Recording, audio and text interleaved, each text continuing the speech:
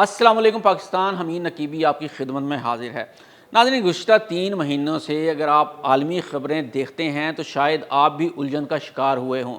ایک دن خبر آتی ہے جنگ بندی ہو گئی، چند گھنٹے بعد کہا جاتا ہے کہ ایران نے امریکی ٹھکانوں پر بمباری کر دی، امریکہ نے ایران پر حملہ کر دیا، پھر اعلان ہوتا ہے کہ مذاکرات کامیاب ہو گئے، اس کے فوراً بعد کہا جاتا ہے کہ مذاکرات ناکام ہو گئے، پھر خبر آتی ہے کہ آبنائے ہرمز کھل گیا، اس کے بعد فوری طور پر پھر ٹکر چلنا شروع ہو جاتے ہیں کہ جناب آبنائے ہرمز پھر بند ہو گیا۔ تیل کی قیمتیں پہلے نیچے آتی ہیں، پھر اچانک اوپر چلی جاتی ہیں، سٹاک مارکیٹ ایک دن خوشی مناتی ہے، دوسرے دن خوف میں ڈوب جاتی ہے، اور عام آدمی سوچتا ہے آخر سچ کیا ہے، یہ ہو کیا رہا ہے؟ کیا واقعی جنگ ہو رہی ہے یا دنیا کو صرف جنگ کا تاثر دیا جا رہا ہے؟ کیا یہ سب اچانک ہونے والے واقعات ہیں یا ہر قدم پہلے سے سوچا سمجھا ہے؟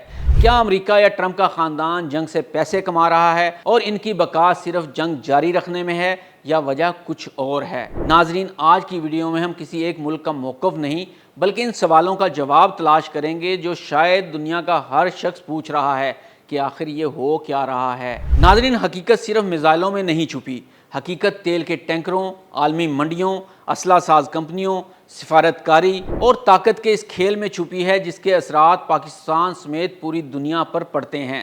تازہ رپورٹس کے مطابق حالیہ جنگ بندی شدید دباؤ کا شکار ہو چکی ہے، آبنائے ہرمز ایک بار پھر تنازع کا مرکز بن گئی ہے، دونوں جانب نئی فوجی کارروائیاں رپورٹ ہو رہی ہیں، جبکہ مذاکرات بھی مکمل طور پر ختم نہیں ہوئے۔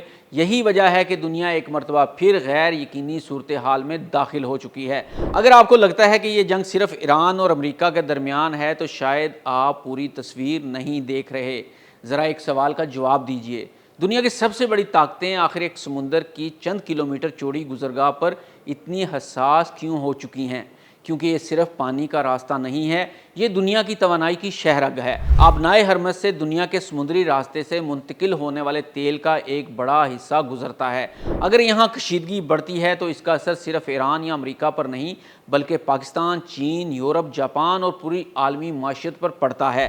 اس لیے جیسے ہی یہاں ایک میزائل چلتا ہے، تیل کی قیمتیں ہلنا شروع ہو جاتی ہیں، کارگو کمپنیاں اپنے راستے بدل دیتی ہیں اور دنیا بھر کی سٹاک مارکیٹوں میں بے چینی پھیل جاتی ہے۔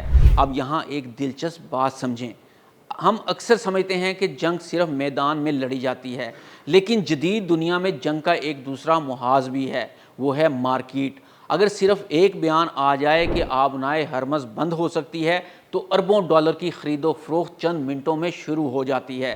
اگر اعلان ہو جائے کہ مذاکرات کامیاب ہونے والے ہیں یا شروع ہونے والے ہیں تو وہی مارکیٹ دوبارہ پلٹ جاتی ہے، یعنی کئی مرتبہ الفاظ بھی میزائل سے زیادہ طاقتور ثابت ہوتے ہیں۔ اس لیے آپ نے دیکھا ہوگا کہ کبھی جنگ بندی کی خبر آتی ہے، پھر حملے شروع ہو جاتے ہیں، پھر مذاکرات کی بات سامنے آ جاتی ہے۔ یہ تضاد نہیں بلکہ اس بحران کی فطرت ہے۔ اس وقت بھی یہی ہو رہا ہے۔ اب سب سے اہم سوال، اگر یہ جنگ اتنی مہنگی ہے، اگر اس سے عالمی معیشت ہل جاتی ہے، اگر تیل تجارت اور لاکھوں لوگوں کی زندگیاں متاثر ہوتی ہیں تو پھر آخر کوئی اسے مکمل طور پر ختم کیوں نہیں کر رہا؟ اس کا جواب صرف ایک لفظ میں ہے اور وہ ہے مفادات۔ جی ہاں، عالمی مفادات کی جنگ جس میں بہت زیادہ ممالک شامل ہیں۔ بین الاقوامی سیاست میں مستقل دوست یا دشمن کوئی نہیں ہوتا، صرف مستقل مفادات ہوتے ہیں۔ امریکہ کی پہلی ترجیح کیا ہے؟ وہ چاہتا ہے کہ آبنائے ہرمز کھلی رہے، عالمی تجارت متاثر نہ ہو اور ایران ایسا طاقتور نہ بن جائے کہ پورے خطے کا توازن بدل دے۔ اس لیے واشنگٹن ایک طرف فوجی دباؤ برقرار رکھتا ہے اور دوسری طرف پھر مذاکرات کا دروازہ بھی مکمل طور پر بند نہیں کرتا۔ دوسری طرف ایران بھی جانتا ہے کہ وہ امریکہ کے ساتھ ایک طویل روایتی جنگ کا متحمل نہیں ہو سکتا، اسی لیے اس کی حکمت عملی مختلف ہے۔ وہ اپنے اثر و رسوخ، علاقائی اتحادیوں اور آبنائے ہرمز جیسے اہم راستوں کو دباؤ کے آلے کے طور پر استعمال کرتا ہے تاکہ مذاکرات میں اپنی پوزیشن مضبوط رکھ سکے۔ اور پھر آتا ہے اسرائیل۔ اسرائیل کے لیے سب سے بڑا مسئلہ ایران کا جوہری اور میزائل پروگرام ہے جو اس کی آنکھوں میں کھٹکتا ہے۔ اس لیے وہ مسلسل یہ موقف اختیار کرتا ہے کہ ایران کی عسکری صلاحیت کو محدود رکھنا ضروری ہے، جبکہ ایران اسے اپنی قومی سلامتی کے خلاف پالیسی قرار دیتا ہے۔ اب ذرا تصویر کو مزید وسیع کر کے دیکھیے، چین کیا چاہتا ہے؟ چین کی اکانومی کو مسلسل توانائی درکار ہے۔ وہ چاہتا ہے کہ تیل کی سپلائی جاری رہے اور عالمی تجارتی راستے بند نہ ہوں۔ روس کا کردار اہم ہے۔ روس بھی خطے کی بدلتی صورتحال کو اپنے سفارتی اور معاشی مفادات کے تناظر میں دیکھتا ہے، یعنی ایک ہی جنگ لیکن ہر ملک کا مقصد اور مفادات مختلف، اور یہی وجہ ہے کہ کبھی مذاکرات آگے بڑھتے ہیں اور کبھی اچانک سب کچھ رک جاتا ہے۔ حالیہ دنوں میں بھی یہی منظر دیکھنے میں آیا۔ ایک طرف قطر اور دیگر ثالثی ممالک رابطے جاری رکھنے کی کوشش کر رہے ہیں، جبکہ دوسری طرف امریکہ اور ایران ایک دوسرے پر جنگ بندی کے خلاف ورزیوں کے الزامات لگا رہے ہیں۔ یہی تضاد اس بحران کو مسلسل زندہ رکھے ہوئے ہے۔ لیکن اب اگلا سوال شاید سب سے زیادہ متنازع ہے۔ کیا واقعی جنگ سے کچھ لوگ اربوں ڈالر کماتے ہیں؟ کیا تیل کی قیمتوں میں اتار چڑھاؤ اور عالمی مالیاتی منڈیاں اس بحران سے فائدہ اٹھاتی ہیں؟ اور کیا ڈونلڈ ٹرمپ کے بارے میں گردش کرنے والے دعووں میں کیا حقیقت ہے؟ اور کیا ڈونلڈ ٹرمپ کا خاندان بھی اس سے پیسے کما رہا ہے؟ اور ڈونلڈ ٹرمپ کے بارے میں گردش کرنے والے دعووں میں کوئی حقیقت ہے یا وہ صرف سیاسی بیانیے ہیں؟ کیا جنگ واقعی کسی کے لیے کاروبار بھی ہوتی ہے؟ اب ہم اس سوال پر آتے ہیں، وہ سوال جس پر سب سے زیادہ بحث ہوتی ہے۔ کیا جنگ سے واقعی کچھ لوگ اربوں ڈالر کماتے ہیں؟ اور کیا ڈونلڈ ٹرمپ اس جنگ سے پیسہ کما رہے ہیں؟ یہاں ہمیں جذبات نہیں، ثبوتوں کی بات کرنی ہوگی۔ سب سے پہلے ایک حقیقت سمجھ لیجئے، جنگ شروع ہوتے ہی صرف میزائل نہیں چلتے، پیسہ بھی دوڑنا شروع ہو جاتا ہے۔